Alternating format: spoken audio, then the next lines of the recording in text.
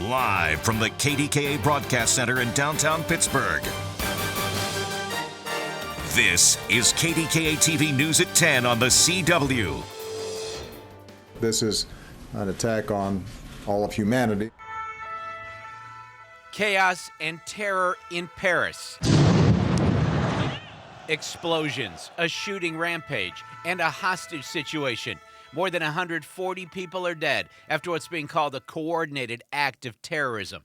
The terrorists were very calm, very determined. Good evening, I'm Ken Rice. A night of terror in Paris, sending shockwaves around the world. Attacks at several locations in the French capital on a Friday evening. David Highfield is here with all the latest. David. Ken, just unbelievable what has happened. We're talking about multiple attacks at different locations across Paris. It appears to be 6 attacks, and more than 140 people have been killed. Unfortunately, that number keeps going up. Let's show you where some of this has happened. Now, just as a point of reference, Notre Dame right here, the Eiffel Tower right here, and then the sites of 4 of the attacks: a soccer stadium, a concert hall, a shopping mall, and a restaurant right over here. Now let's get to some video. Paramedics responding in this video to one of the attacks. The president of France has declared a state of emergency and closed that country's borders. President Obama is pledging support. Some of the people who had been taken hostage inside a concert hall came out with their hands on their heads. Some of the injured were carried out, but police say at least 100 people were killed inside that hall. Witnesses say hostage takers threw explosives into the crowd. An American heavy metal band was supposed to perform there. A witness described to CBS News what it looked like as police arrived. I saw an enormous amount of police, about 100, and special operation police arrive. And I then heard about 10 shots and then several explosions. Police stormed the hall, killing at least 2 attackers and freeing the surviving hostages. That's the sound of one of 2 explosions near a crowded soccer game, apparently the work of 2 suicide bombers. You see in this video people running outside the stadium. The president of France was inside. He was ushered out and is safe, but 80,000 spectators came down onto the field and were held there until it was determined it was safe for them to leave. There was also a shooting at a crowded restaurant. At least 11 people were killed there. It was a Friday night of chaos and horror in Paris. President Obama called what's happened an attack on humanity. France is our oldest ally. The French people have stood shoulder to shoulder with the United States time and again. And we want to be very clear that we stand together with them in the fight against terrorism and extremism. Well, police have just revealed that some of the attackers at that music hall blew themselves up before police moved in. Now, this whole thing was clearly a coordinated terrorist attack, and for who's responsible, well, there is no official word tonight. However, several news organizations are reporting one of the terrorists inside the concert hall said, "This is for Syria." Another who was captured reportedly told police he is with ISIS. Ken, we'll send it back over to you. David, thanks. Again, France taking the unprecedented step of closing its borders in an effort to stop those behind the attacks from fleeing the country. French President Francois Hollande also declared a nationwide state of emergency, the first in half a century. Earlier this year, 17 people were killed in Paris when Islamic extremists attacked the satirical newspaper Charlie Hebdo and a kosher grocery store. People around the world and, of course, here at home, watching in disbelief as the terror unfolded in Paris. Ralph Iannotti caught up with some local people of French descent who are certainly following the events in France especially closely. Ralph. Well, Ken, of course, millions of Americans have heavy hearts tonight after the loss of so many lives in Paris. But hearts are especially heavy for people originally from France and for those who still have friends and family there.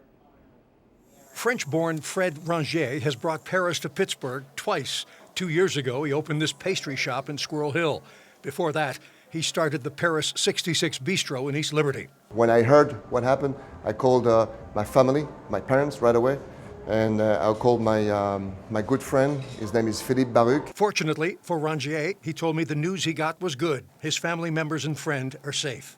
It is. It's very, very difficult. Yeah. And my thoughts are with the victim and all the family in France right now. Rangier, who was born in Paris, says he and his wife spent 3 weeks in France this summer. They want to go back, but he concedes it's a scary time. I'm thinking it's just the beginning. I mean, we might have more attacks, and I'm just worried about my family and all the French people living in France. It's difficult. I have friends in France. My first thought was, okay, is everybody okay? So I did call my friend Jocelyn, and she said, yes, we're fine, but it hits very close to home and different places. Isabelle Shetley teaches French at St. Joseph High School in Natrona Heights. Her parents and sister still live in the south of France. They're okay. Shetley lived in Paris herself for 15 years. And I'm thinking, I'm here and I already react, very shockingly. And I'm thinking, if I was in France, would that be different? Or what would I do there? Would I try to help? Or would I have been in one of those places, So it is scary. Now, Shetley would like to go back to France to visit, but she says at the same time, she can't help but wonder if she'd feel safe living there again. Live in the newsroom tonight, I'm Ralph Iannotti, KDKA-TV News on Pittsburgh, CW. Ralph, thanks. Another story making international headlines tonight. Japan on tsunami alert after a magnitude 7.0 earthquake. It was centered off the far southwest coast. Now, the Pitt men's basketball team is in Japan. They are safe. They say they didn't feel the quake. They're about 500 miles away. However, a dicey court situation there forced referees to cancel the Pitt game tonight after it was after only one half was played. It's just too unsafe, and it's unfortunate, but it's their safety at the end of the day. Concussion issue. Pitt and Gonzaga tipped off on a Marine Corps base in Okinawa. Humidity in the small arena combined with the players sweating, and things got very slippery several times during the first half. Players on both teams were sliding around the court. Pitt's James Robinson smashed headfirst into the court and was bleeding under his eye. In Pittsburgh tonight, police looking for two people who allegedly threw homemade explosives onto the street. Emergency crews blocked off part of Woods Run Avenue on the north side last night after one of two explosives went off.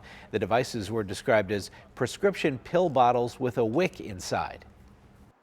We heard something hit the window, and when it hit the window, it kind of made like a large boom, a loud boom. People who were evacuated were allowed back in their homes after about an hour and a half. A local pastor and his wife say they forgive whoever burglarized their home while they were asleep, but they say it won't go unpunished. What they took was God's, and he'll deal with his own stuff. Pastor Larry Llewellyn of Hoover Heights Alliance Church in Lawrence County says he thinks someone used a credit card to break the lock on the door to his house in South Newcastle Wednesday night. They stole his wallet and some other valuables in his living room before taking off in his car. Llewellyn, though, says it could have been worse. God was with us, because had I been awake, I would have probably come down and confronted them, and who knows what would have happened. Someone might have got hurt, or even worse. Police say $15,000 worth of church-owned property was taken. A former Steeler caught on video berating and threatening another driver after a fender bender downtown. The incident last night on Penn Avenue involved Super Bowler Chucky Okobe. A bystander shot this video. He says Okobe came around the corner and cut off a van driver, Titus Swan. When Swan laid on the horn, Okobe allegedly brake checked him repeatedly. I hit like the rear quarter panel of his vehicle. He jumped out and immediately just went on a tirade. But then he took his shirt off and got even more mad. When the police showed up, he stopped. He told the police, "You know who I am." Swan says Okobe threatened to choke him to death. He says police who responded said it was freedom of speech. Okobe downplayed the incident when KDKA contacted him, saying he was simply rear-ended and that's it. The two drivers exchanged information and no report was taken. Big pushes on to repair city streets before the flakes start flying. City of Pittsburgh crews will be doing an unusual pre-winter pothole blitz starting next week. Monday through Wednesday, they'll focus on the 1,000 pothole complaints that have come in on the city's 311 complaint line. With the paving that we've done, the city, and in conjunction with the utilities, even the county and the state in the city this year, we've hit a good number. We're going to be closer to 100 miles this year. One reason they can pave more roads this year, declining oil prices. Cheaper oil means cheaper road material, so the city can afford to pave more miles. PennDOT plans to do some line painting around the area tomorrow. Crews are going to be working on Babcock Boulevard in McCandless and Pine, as well as Route 51 near the Ambridge-Aliquippa Bridge. And one other traffic alert for your weekend. There will be overnight closures of the outbound Fort Pitt Tunnel. It's closing at 9 p.m., reopening by 10 a.m. 2 people got hurt tonight when an escalator at Consol Energy malfunctioned during the Penguins game. Happened right at the beginning of the game at Consol Energy Center. The escalator reportedly buckled. 2 people were hurt and taken to the hospital. They were expected to be okay. The NFL is looking into making some adjustments after some colorblind fans complained they couldn't tell the difference between the Bills and the Jets last night. Both teams debuted unique fluorescent colored uniforms, part of the NFL's Color Rush campaign. But the combination of red and bright green created chaos for some viewers. Some took to social media saying things like, "It's a Christmas nightmare," reminded some of Power Rangers, and then people who are colorblind couldn't tell who was who. This is what it looked like for them. The National Eye Institute reports 8% of men are colorblind, and red-green blindness is the most common form. As for the Steelers, they're playing the Browns at Heinz Field on Sunday. Still unclear, though, who's going to start at quarterback. Ben Roethlisberger's been rehabbing a foot injury. At practice today, he was again limited in reps. If it turns out he can't go, it'll be Landry Jones starting. Watch the Steelers and the Browns Sunday at 1 on KDKA. New Verizon fee may be coming. How much customers will be paying and why coming up. Plus, a woman accused of calling 911 to place a delivery order, what she was looking for, and a vending machine for cars. The new high-tech details next.